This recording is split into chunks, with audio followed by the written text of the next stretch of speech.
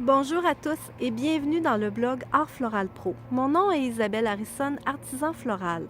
Je vous fais une petite capsule sur le pouce parce que souvent dans notre travail quotidien, on a à composer avec des fleurs qui sont faites en pointe ou en flèche.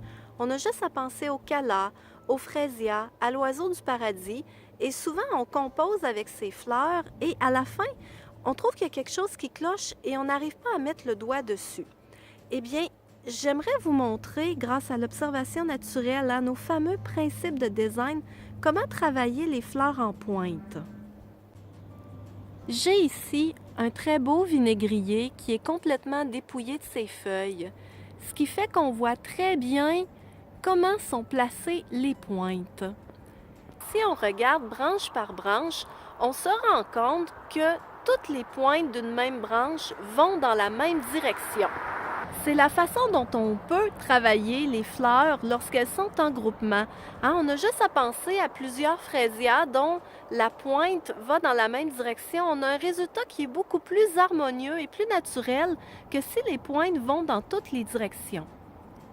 Si au contraire on regarde l'ensemble de l'arbre, on se rend compte que toutes les pointes convergent vers le centre. En réalité, elles sont en opposition les unes par rapport aux autres. Elles sont en effet miroir et elles ramènent l'œil de la personne qui les regarde vers le centre de l'arbre. Et lorsque l'on travaille des fleurs en pointe, par exemple les callas, avec la pointe qui vont vers le centre de la composition, ça ramène le regard à l'intérieur de l'arrangement.